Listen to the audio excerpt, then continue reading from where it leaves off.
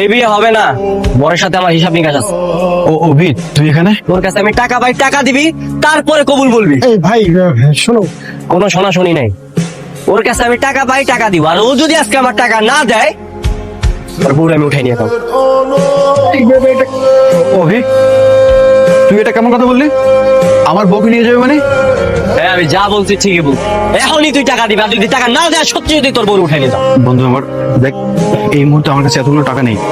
এত ধুমধাম করে বিয়ের আয়োজন করতেছস, তোর কাছে টাকা নাই না? হ্যাঁ, দুনিয়া সবকিছু করস, তোর কাছে টাকা থাকে, আমার টাকা দিতে গেলে তোর কাছে টাকা থাকে না। নাটক। তাই বলে তুই আমার বউকে তুলে নিয়ে যাবি? এই আসো। আমি কোথায় যাব? আমি কোথাও যাব না। এই একদম চুপ। চলো। কি চুপ?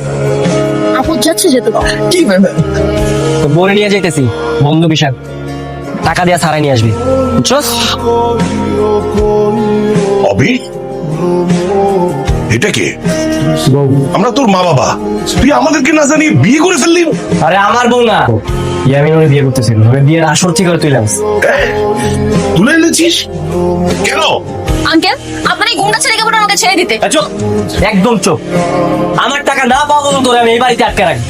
তুই ওর কাছ থেকে কত টাকা পাবি? 3 লাখ টাকা। এই, এত টাকা? আন্টি, ও টাকা পাবে আরেকজনের কাছে, কিন্তু আমাকে কেন ধরে নিয়ে এসেছে বলো? দেখো মেয়ে, 3 লাখ টাকা কিন্তু অনেক টাকা, বিষয়টা ভাববার বিষয়। মা, এখন তুই কোনো চোখে চোখে রাখবা, কোনোভাবেই যেন এই বাড়ি থেকে বেরোতে না পারে। আর এটা আমার শেষ কথা। এই, তোমার সমস্যা কি? হ্যাঁ, তুমি সবার সামনে এমন করলে কেন? তোমার উদ্দেশ্য কি? জানো তো কি করবো? কতদিন ধরে এই শাড়ি পরে রয়েছি, এভাবে বাড়ি শাড়ি পরে কতদিন থাকা যায় বলুন? তাহলে মাকে বললেই তো পারতে, মা তোমাকে শাড়ি দিতে পারতো না? আন্টির শাড়ি কেন দিতে যাবো? তাছাড়া আমিও তো এমনি শাড়ি পরতেও পারি না। শপিং করে দিতে হবে, তাই তো? হ্যাঁ, আপনি বুঝলেন কি করে? আপনি কোথায় যাচ্ছেন? কেন, চলো ভিতরে, শপিং করবে না? চলো মানে? আপনিও যাবেন নাকি? হ্যাঁ চলো, আমি তোমাকে শপিং করে দিচ্ছি। না না, আপনি যাওয়ার কোনো প্রয়োজন নেই, আপনি টাকা দিয়ে দেন, আমি কিনে নিবো। না না না, তা হবে না, আমি যাবো তারপর তোমাকে শপিং করে দিব। চলো। আরে আপনি কি পাগল নাকি? আপনি ছেলে মানুষের ভিতরে কেন যাবেন? আমি ড্রেস চেঞ্জ করবো, আপনি কি ভেড়ার মতো দাঁড়িয়ে থাকবেন নাকি? বিষয়টা কত খারাপ না?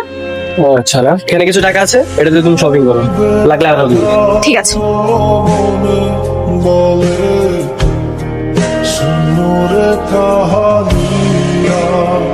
তার মানে বুঝলাম না, কত সময় গেছে?